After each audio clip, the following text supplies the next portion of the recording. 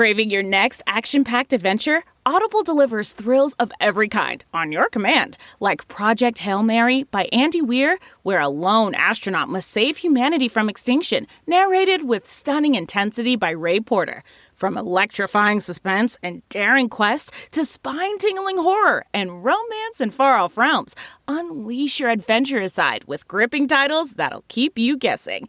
Discover exclusive Audible originals, hotly anticipated new releases, and must-listen bestsellers that hook you from the first minute. Because Audible knows there's no greater thrill than the one that speaks to you. Discover what lies beyond the edge of your seat. Start your free 30-day trial at audible.com/WonderyUS. That's audible.com/WonderyUS.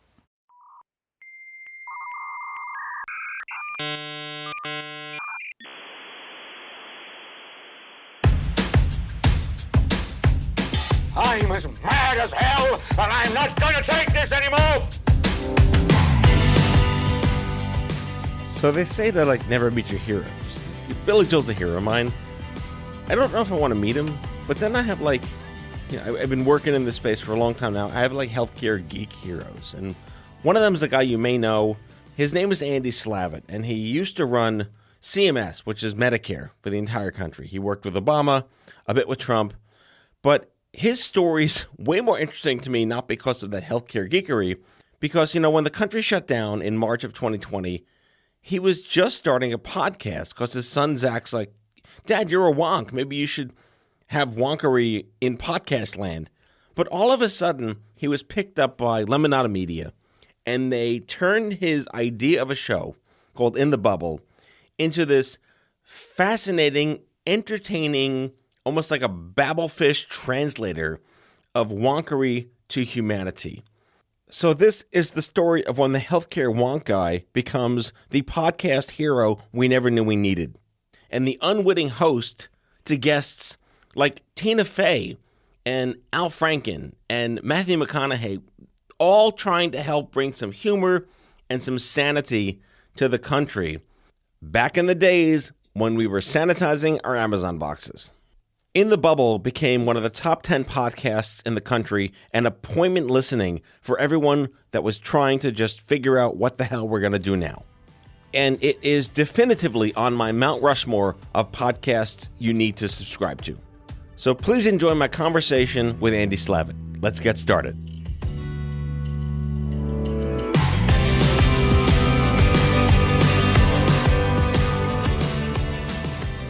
Andy, thank you so much for coming on the show.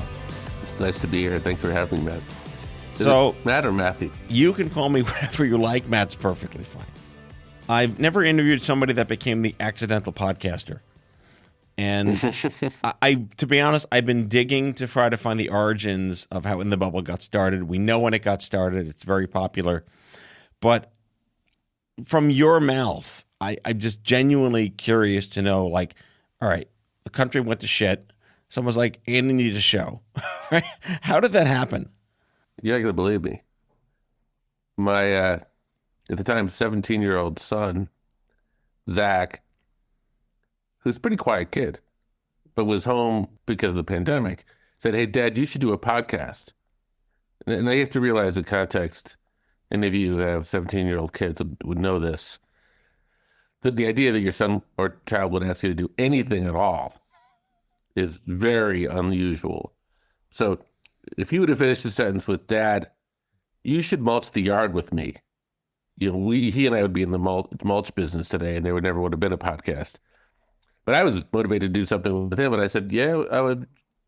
Well, would you do a podcast about Zach? And he said, well, I listened to you, and all day long you're talking to people in the government and people in science and politicians and other important types of people.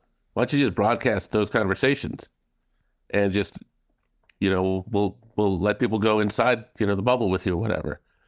So he became my co-host, and literally from that, we launched the show to create kind of we called it 50% Fred Rogers, 50% Winston Churchill, 10% dad jokes, to talk about the pandemic and what people were going through. So just start a podcast seems like something that, anyone can do these days. You had intention to do it. how did you learn the equipment? How did you research knowing where to get it put up? I mean, I know you work with Lemonade Media. Did they find you? Did you find them? It was just like, I'm doing this and, oh, look, Andy's doing this? I'm going to give Lemonade Media some shout out here. I sent a note to a few different media platforms and said, hey, I want to do a podcast. And I don't want to take the 4 months that it takes to put a podcast up. We've got a pandemic. I'd like to get one up like within a week. And I think within 5 minutes, the women who run Lemonade Media sent me back a note, basically said yes. Other places sent me a note, said, great, we'll have you talk to her this and or that, and something, a great discussion. What do you want to do it about? We'll write up a treatment, blah, blah, blah. And they said, yes, we'll figure it out. And within 6 days, I was doing my first interview with Mark Cuban, who I wanted to do with Mark because he's a friend of mine, but like he was sort of the avatar for the discovery that, oh my God, things are really different now, because he was on TV at a Mavericks game when he found out that all NBA games were canceled, and he kind of put his head in his hands. So he was our first guest, and we were off and running. So they took care of all of that equipment, marketing, guest advertising stuff. And, I had to learn how to interview people, which I didn't really know how to do. Well, that leads to my, the accidental podcaster. You've been doing this work for a long time. Your backstory and your career speak for itself. My listenership is, we're all savvy nerds from healthcare and whatnot, so we all know who you are, what you've done with CMS and Obama and all that. The art of radio, I mean, we all grew up, remember radio, we're all radio guys, right? It's very different, right? There's no video, you're just hearing somebody, and everyone's scared shitless in their apartments, and, the voice of our wonkery became the voice of the public. Were you expecting the numbers to be what they were? People were tuning in it was appointment listening during the pandemic. Yeah, it was really interesting. Remember, there was a huge information void, right? There was a huge information void, and people weren't saying a lot. Nobody was sort of telling people what to do.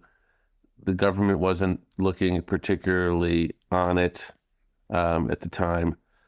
And there were people who were talking about science, but they were talking about it in a way that was scaring the crap out of people.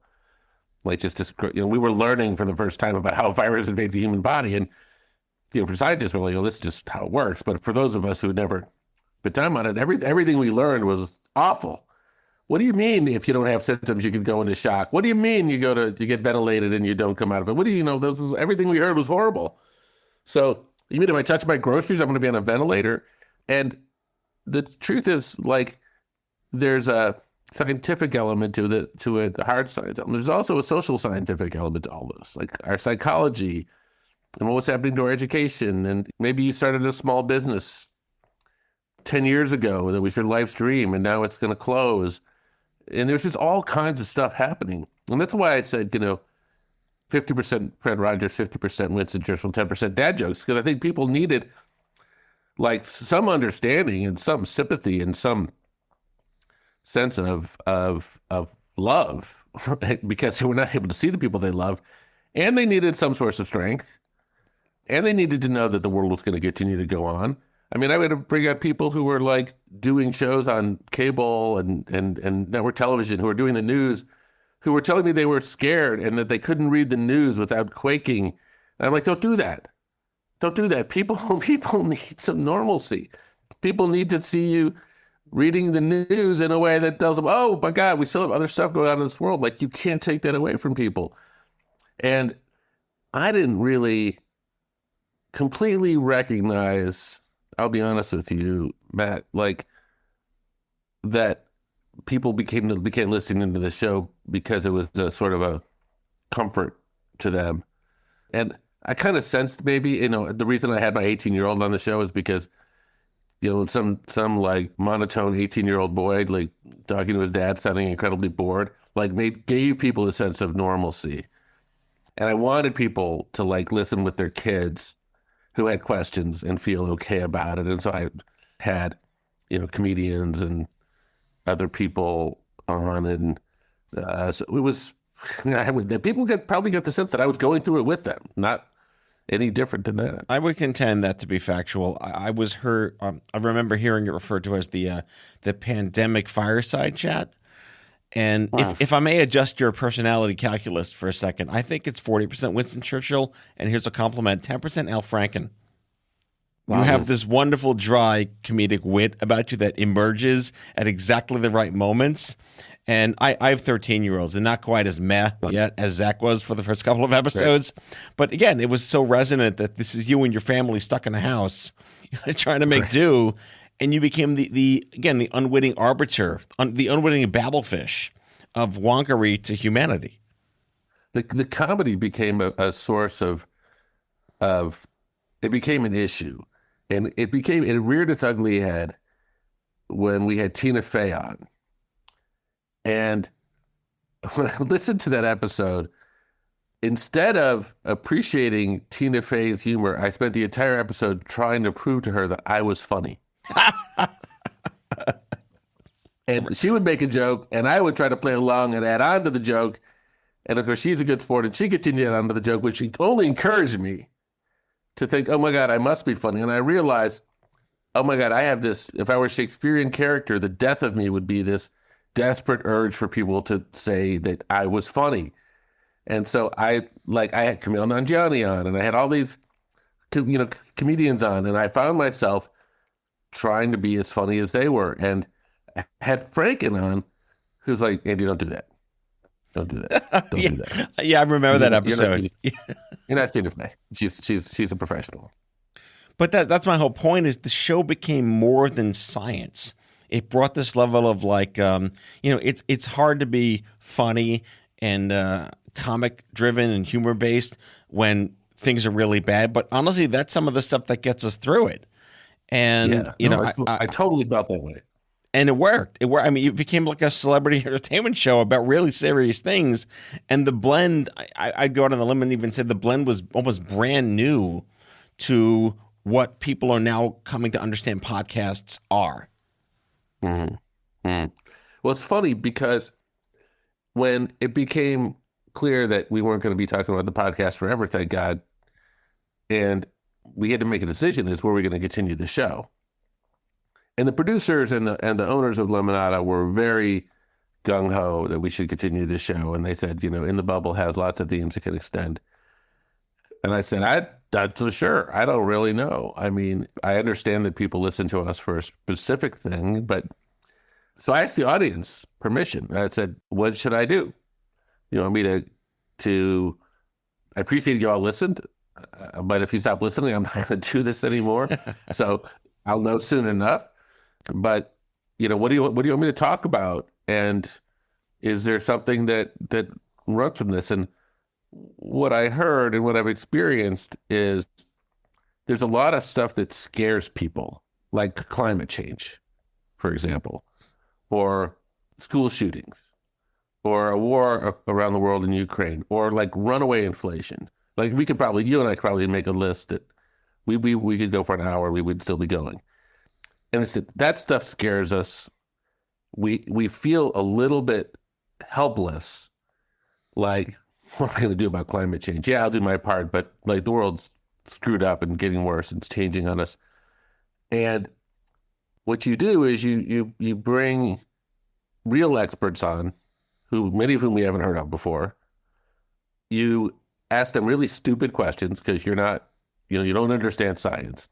And I'm not saying I'm stupid. I'm not going to throw this false modesty at you, but I am going to say that I'm stupid about science because I didn't pay attention in class because I didn't understand it. And so I thought, well, if I can understand it, then I'll get people really good at explaining things. And we started going into these other topics to say, do you want to come in the bubble and hear me talk to someone in the White House or someone in the State Department or someone at the Fed or some expert on the Supreme Court or any of these other things? And, a little bit dubious because these are topics you can get a lot of different places. So I have no particular qualifications. And I just, quite frankly, as you just pointed out, I didn't know the first thing about interviewing people. I knew a lot about being interviewed. didn't know the first thing about interviewing people until recently. So now the show is very different. And, I think we're seeing whether or not that holds true and how long people want to continue to stick with it in a very different world. Yeah, I mean, the pandemic was acute, and we knew that at least, 2/3 of the country was going to pay attention to whatever they could. But yes, the CDC is not a good marketing company. They're not a good communications company. It's not the really job to do that. And yeah, I mean, yes, everything was politicized. It's a different podcast entirely. But where can people get trusted information that's understandable? You did become, I hope you understand, you did become that beacon on the hill. But it was the fact that I remember like Conan O'Brien's like first episode. He was so nervous. You could tell. And now he's like a seasoned. He learned literally on the job with like a week's notice you're taking this gig. So there was such a humility where you were so like self-referential, like what am I doing here? And the fact that you had your whole family there in the room at the same time. It was so, and look, I'm a fanboy, yes, but it was very relatable. And as a fellow person who's been doing interviews for 15 years on the air, it is an art and it has to be learned. And it's like a muscle that has to be trained. Oh, for sure. It's a real skill. And look, Matt, I appreciate what you're saying. It's very, very nice of you to say, very generous of you to say. And like anything else, I mean, it works or it doesn't work. And, I'm sure you would reflect that not every one of your shows is equal in quality. Some you feel really proud of. Some you wish you could bury. And some are in between. And some have never been published. Right. And I found like that's going to be my fallback, is just to be like, this episode was not very good. This episode was okay. This episode was good. And by the way, when I'm talking to people, if I find myself phoning it in, it's going to be a terrible episode. So just being honest and saying, okay, I will admit I don't know what you're saying. Can you explain it again? I know you explained it before, but can you explain it again? And then of course the team is important. Getting really good guests is important. And then having some understanding of how to get the most out of people. It's like what you did in this interview. You started out with me by saying some very nice things and letting me tell my story and getting me to open up. And that actually puts people in a mood that if you then turn the tables later in the interview and said, okay, Slavitt, how do you explain this stupid thing you did? You've lubricated that. That's a skill. That's a thing you learn. You may not be doing it explicitly, but you do it naturally. I didn't know that. So I didn't know that. I mean, about being an interviewer. In fact, if you watch cable news, what you learn about interviewing skills is you got to ask people really tough questions. Well, no. If you want people to open up, it's not about asking them tough questions. It's about building trust. Bingo. And trust is something I want to get back to after the break. We'll be right back, folks.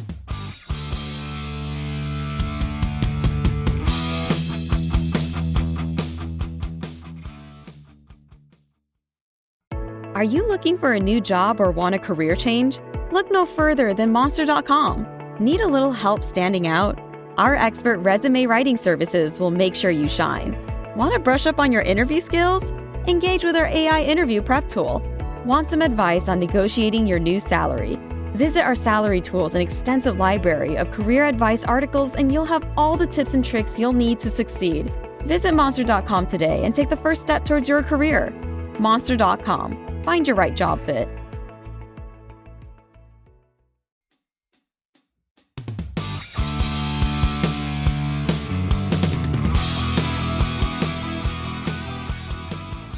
Andy, so let's put like a little wonky hat on for now and talk about the jargon of the government and Medicare and reimbursements and the FDA and all that. It's nonsense. It's something the average American will never need to know about. All they want is just to not have crap happen to them. So my first question is I'm hearing all over the place, Inflation Reduction Act, right? Look, I've done shows on this. I'm the idiot. I don't know what this means. I'm learning on the fly. But can you help me, if you feel like this is an area where you can chime in, what does this mean? And is it really a federal protection? Is it going to ultimately help people go through less crap when they have to enter the healthcare system? Look, I mean, first of all, I'll say this as someone who spent several decades at least and a lot of mental energy focusing on how do we reduce the cost of prescription drugs for people.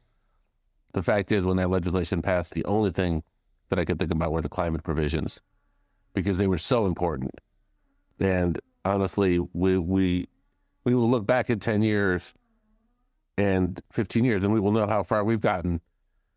But if we've gotten further than we hoped, it will no doubt be due in part to some of the provisions of the Inflation Reduction Act, a huge momentum shifter and incredibly important. The prescription drug components were better than I thought they would be because these things, as you know, Matthew, are often negotiated and get watered down because, in order to get votes, you need to get people who spend a lot of money to make their voice heard, in this case, the pharmaceutical industry. But indeed, the ability for the government to negotiate prescription drugs has a 90% popularity within the country.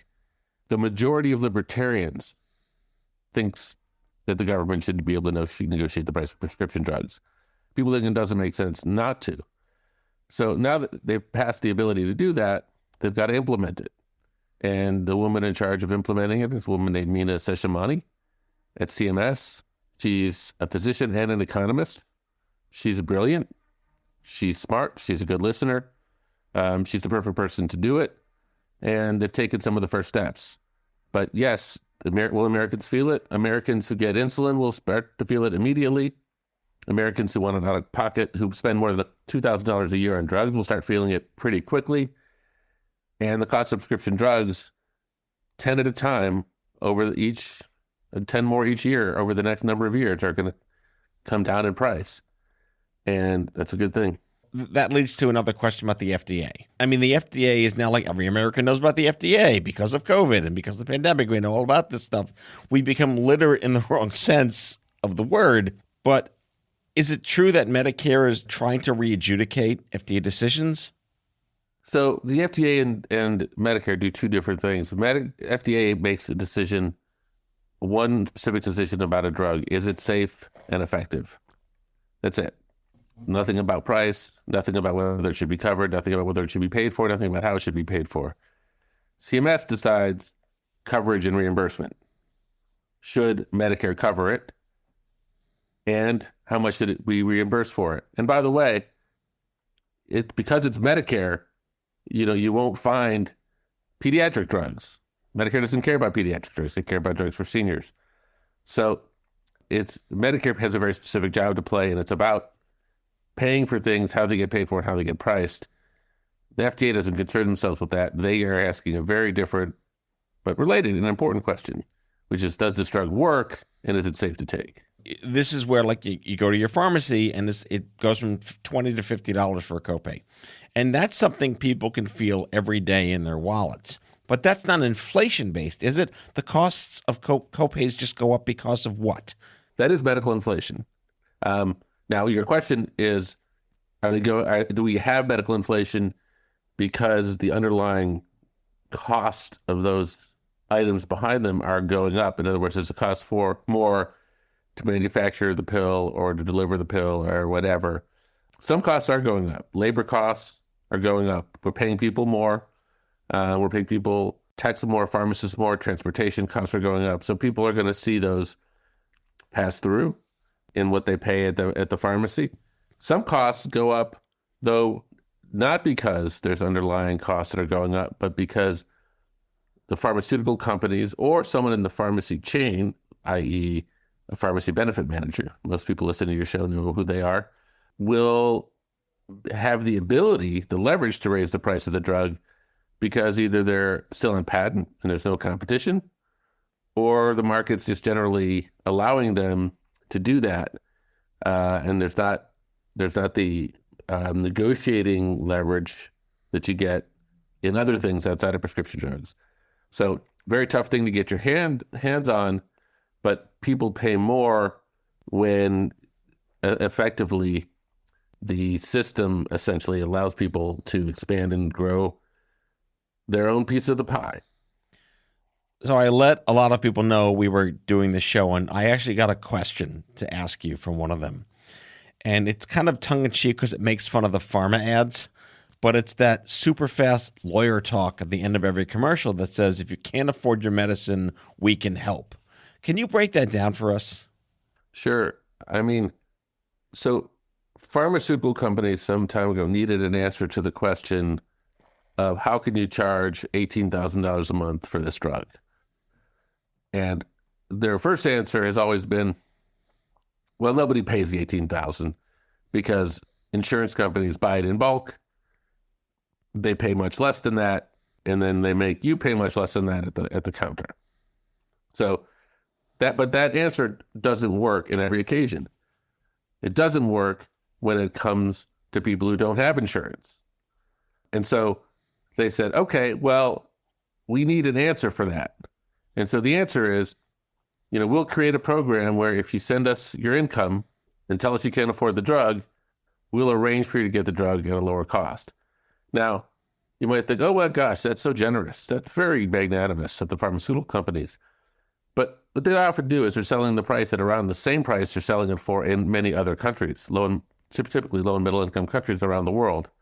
And so it's their way of, you can look at it two ways. You can look at it as, well, that's a nice thing to do for low income people. You can also look at it as a way of saying they're going to get maximum amount of profit on every prescription they can, except the very few people who take the time to tell them and prove to them that they're poor. So the programs help people, but it certainly indicates we have a very bad system if that's the way people have to get access to drugs. And it shows the rest of us how much we're overpaying. Right. And isn't it also true that, like, if you wind up getting this medication at a reduced price through the manufacturer, it doesn't count toward your deductibles or something?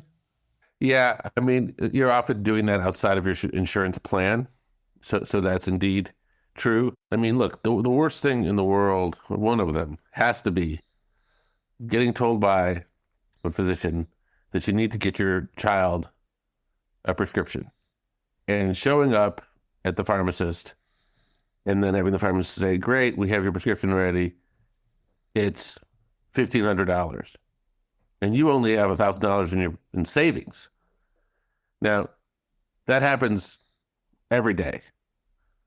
30% of Americans say they don't fill prescriptions because of cost.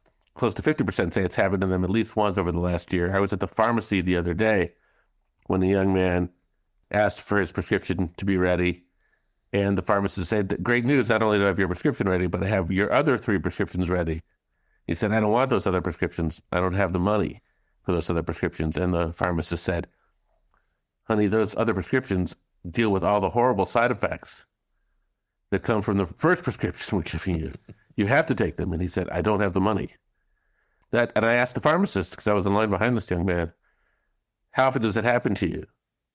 And she said, every day, every hour.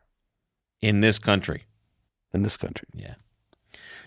So this kind of goes back to, we live and breathe in our jargony world of syllables that don't matter to the average person.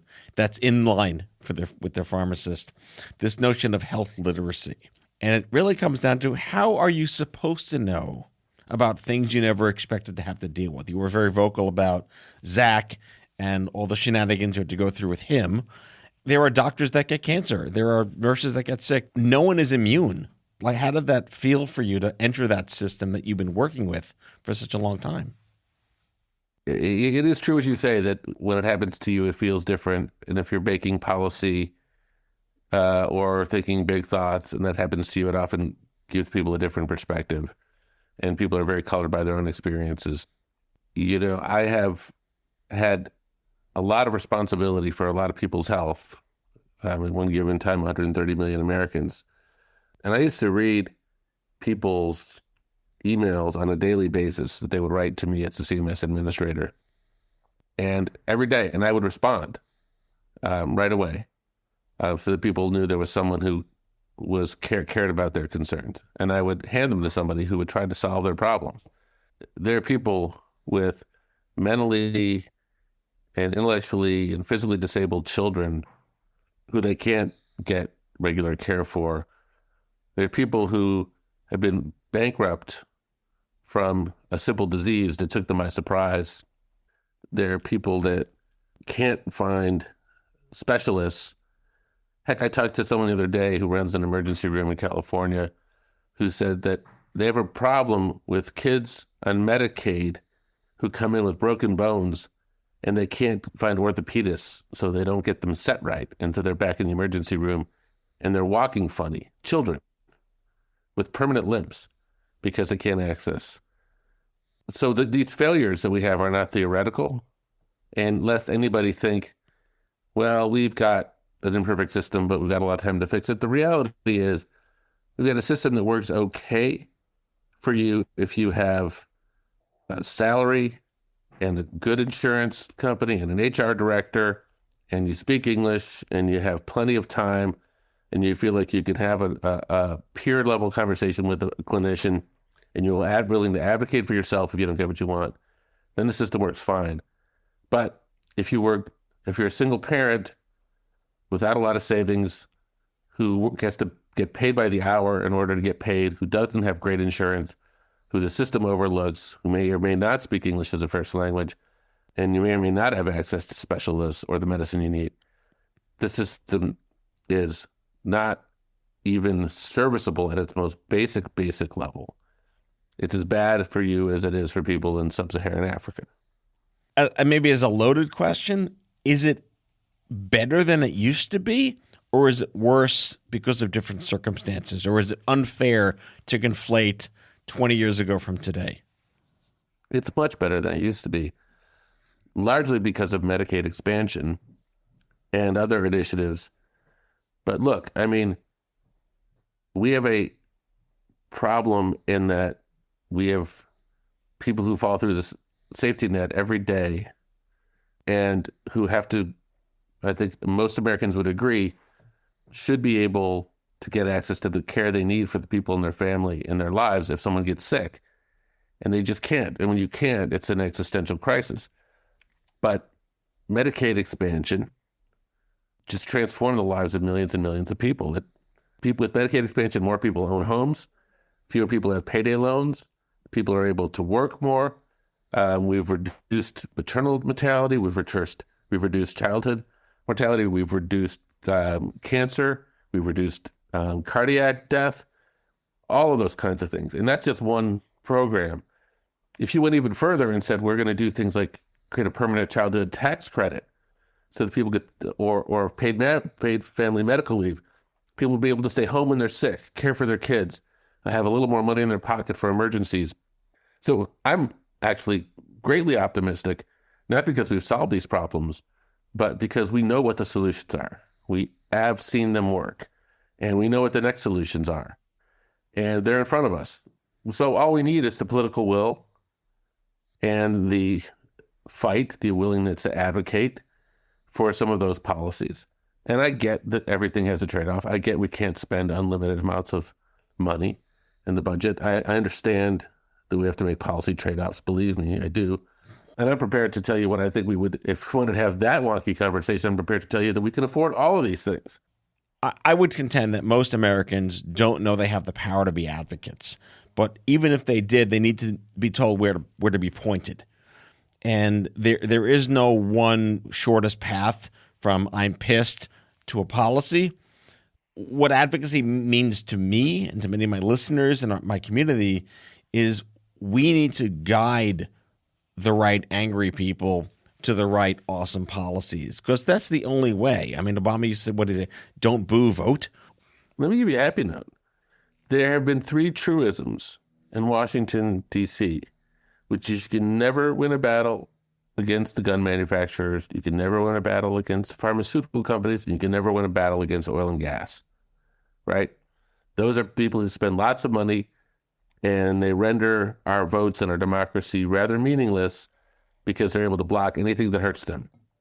Well, in 2022, there were victories, small victories, but victories against gun violence reform, fought tooth and nail by the NRA, for prescription drug savings, fought tooth and nail by the pharma industry, and for climate green energy in the IRA that was fought tooth and nail by the oil and gas industry. Now you could look at each one of those things that passed and said, boy, they could have been better if there wasn't any influence. And that's true. That's true. I would grant that. But these were watershed moments to prove with real evidence that people show up, that you could scare a congressman much more than you can scare a congressman than if you threaten to move your lobbying money. The only thing they care more about money are the actual voters and votes, and you have to tell them what matters. And today, you can go online, you can go in a Facebook group, you can go anywhere you want, and no matter what the issue you care about is, if it's campaign finance reform, if it's reproductive rights, if it's gun violence, no matter what that issue is, you can find your people really easily. And those people are undoubtedly raising money, making a stink, putting up a fight, raising their voice. And so it's easier to get involved today than it ever has been. And just the same way you do anything else these days, you just get right online, you find your people, and you show the numbers that are there. It's a great, good, happy note. So wrapping, it's hard to pick your favorite kid, but do you have any one or two particular episodes of In the Bubble that have specific resonance for you? The episode of Matthew McConaughey that we did talking about gun violence in Uvalde, where he's from, turned into an episode with him talking about his relationship with his dad and his kids, and me talking about my relationship with my dad, who I lost a long time ago, and my kids. And it was one of those conversations with a guy that, frankly, people don't take super seriously because he's a Hollywood guy. And they think he can't possibly be smart or have ideas because he's a Hollywood guy. And I'm going to know that that's just not true. And I decided in this interview that I was going to treat him with respect, the same way I would treat anybody else, which is not often how he's treated. And it was a really kind of amazing conversation. So it's the one's not for everybody. There's plenty of other conversations I'd point you to, plenty of other episodes I could point you to on more serious topics. But that one had a particular personal resonance with me. Well, Andy Slavitt, I can't thank you enough for coming on the show. I could avatar you in like 90 ways because you're kind of a little bit of everything unicorn. I do want to thank Lemonade Media for picking you up, for answering that call, and for snapping into action in 30 seconds and getting you all set up. In the Bubble with Andy Slavitt from Lemonade Media is one of my all-time favorite podcasts. Subscribe today. You won't regret it. I guarantee it. Thank you, Matt. Really appreciate it.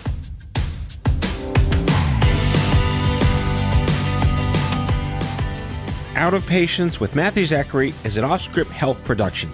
The executive producers are Matthew Zachary and Andrew McDowell. It's mixed and edited by Kyle Moore. If you like the show, ratings and reviews are always welcome. Leave us a message anytime at 855-AUDIO-66. That's 855-AUDIO-66 to share your healthcare shitness with us, and we might just play them on the air on a future episode. For more information about this show and Off-Script Health, visit offscript.com. That's offscript, no T.com.